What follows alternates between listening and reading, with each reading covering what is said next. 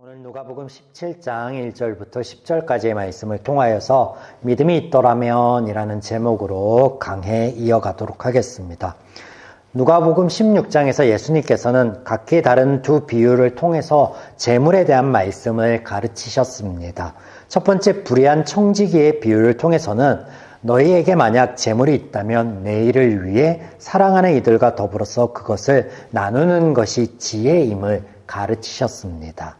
또 두 번째 부자와 거지의 비유를 통해 하나님을 도구 삼아 자신들의 입속을 챙기려 하는 그런 물질관이 너희에게 오늘은 선일지 몰라도 기쁨일지 모르나 반드시 찾아올 내일에는 고통일 것이다 라고 말씀을 하심으로 하나님의 바람과 말씀과는 반대의 삶을 살아가는 그들을 가르치셨습니다. 이렇게 두 비유가 서로 다른 대상, 첫 번째 비유에서는 제자들에게, 또 두 번째 비유에서는 돈을 좋아하는 바리새인들에게 향한 것 같으나 사실 바른 물질관을 가지고 사는 삶에 대한 것으로 이는 하나님 나라의 제자로 살아가는 지혜로움에 대한 말씀을 하고 계신 것이다 라고 지난주 말씀을 나누었습니다.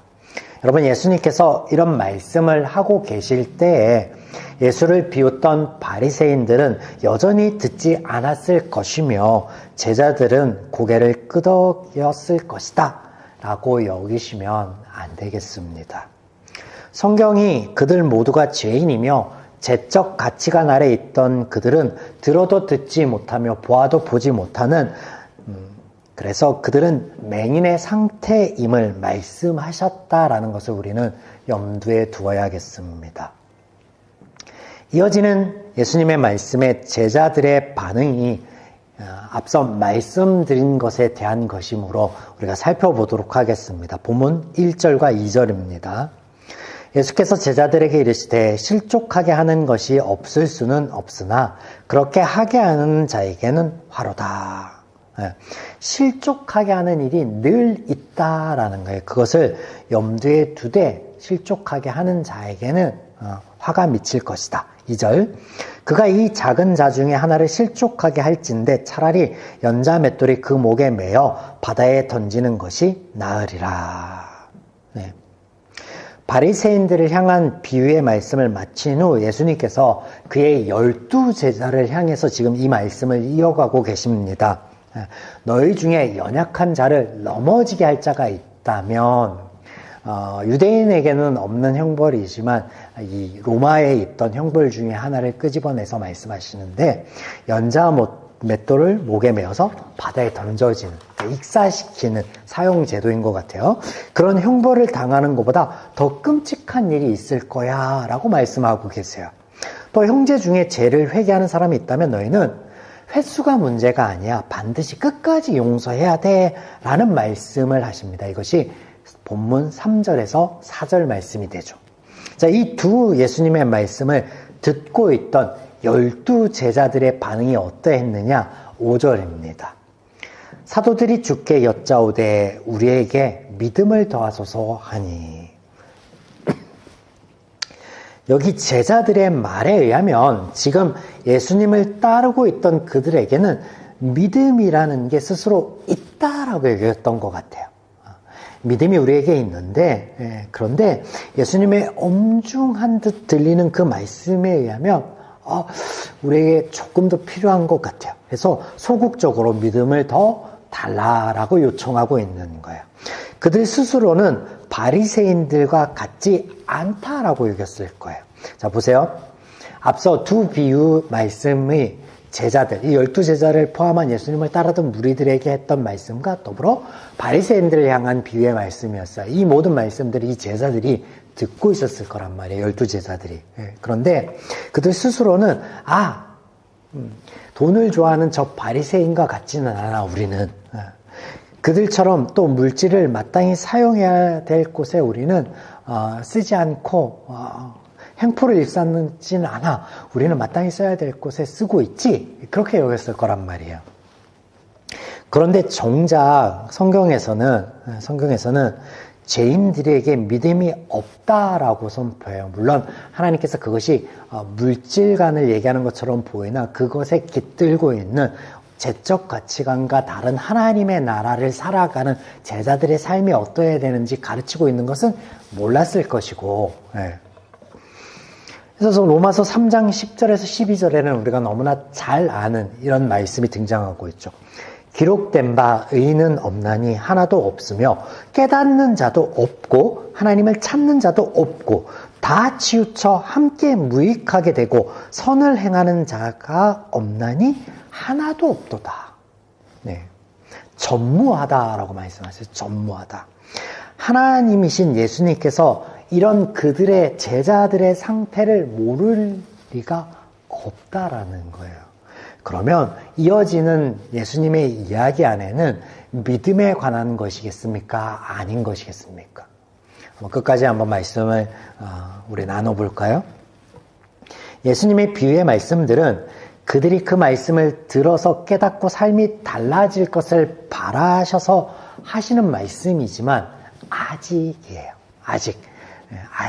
그들의 죄 문제가 해결되지 않았기 때문에 아직 그들은 그 말씀을 듣고 돌이키고 바뀔 거라는 기대는 하지 않으세요. 지금 그 예수님 앞에 있는 그들에게는. 제자들과 바리새인들을 따로 보신 것도 아니에요. 왜냐하면 그들이 다 죄인이니까. 앞서 로마서 말씀처럼 모두가 다 치우쳐 죄를 행할 수밖에 없고 깨닫는 자도 없고 하나님의 말씀을 듣는다고 해도 알아듣지 못하는 맹인의 상태이니까 그걸 구분해서 말씀하신 것도 아니에요. 그런데 그들 스스로는 우리는 다르다. 그리고 우리에게는 믿음이 어느 정도 있어 라고 생각한다라는 거예요. 성경은 믿음이 없다라고 선포하고 있는데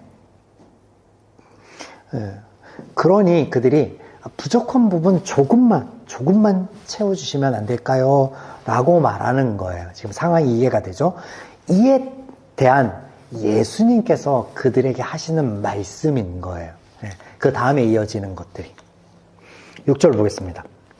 주께서 이르시되 너희에게 겨자씨 하나일 만한 믿음이 있었더라면 이 말씀은 뭐예요? 너희에게 믿음이 없다라고 말씀하시는 거예요. 없다. 씨 중에 가장 작다라고 알려져 있는 겨자씨만한 것도 없다. 그 말은 뭐예요? 터럭만큼도 너희에게는 믿음이 없다라고 말씀하고 있는 거예요.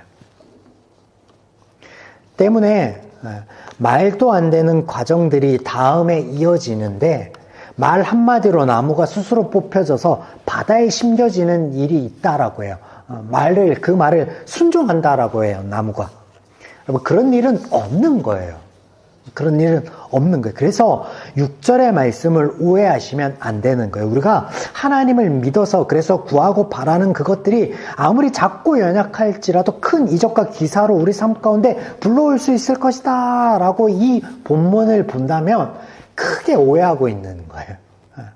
그 당시에 제 문제가 해결되지 않는 맹인 상태에 있던 제자들과 우리의 인식이, 우리의 이해가 다르지 않음이에요. 그러니까 우리 삶 가운데 여러분, 제가 지난주에 그런 부탁의 말씀을 드렸죠. 우리가 끝도 모를 기도 응답을 바라면서 하나님께 계속 간구하는 그 기도의 모습이 하나님이 바라는 모습이 아닐 수 있다라는 거. 그런 말씀이 아니죠. 다음 말씀을 이어서 보시겠습니다. 7절부터 한 번 더 읽어볼게요. 너희 중에 누구에게 밭을 갈거나 양을 치거나 하는 종이 있어 밭에서 돌아오면 그대로 곧 와 앉아서 먹으라고 말할 자가 있느냐. 무슨 말이에요?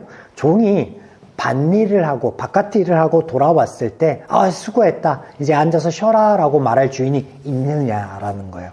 8절 도리어 그더러 내 먹을 것을 준비하고 띠를 띠고 내가 먹고 마시는 동안에 수정을 들고 너는 그 후에 먹고 마시라 하지 않겠느냐. 바깥 일이 끝났으니까 이제 들어와서 집안일을 돌아보고 그리고 그 일이 다 끝나면 그 가업이 다 끝나면 그제서야 너는 쉴 수 있어. 이게 종의 삶인 거예요.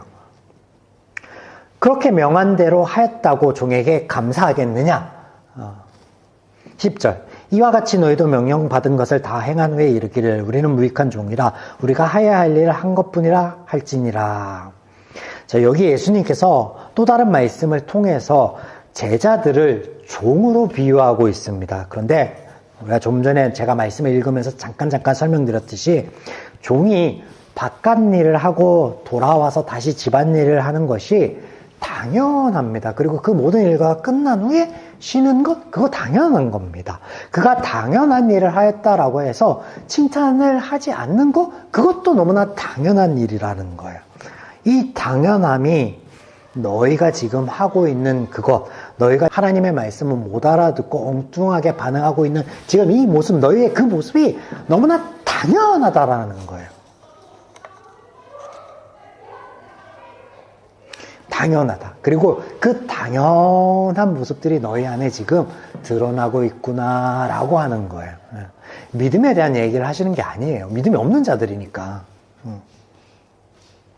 제자들은 예수님의 제자됨을 지키고 따르기 위해 그들 연약함에 믿음을 더하여 달라고 할 때 예수님께서는 너희 지금 그대로 연약함 그대로 있어도 돼. 그런 연약함이 너무나 당연한 거야.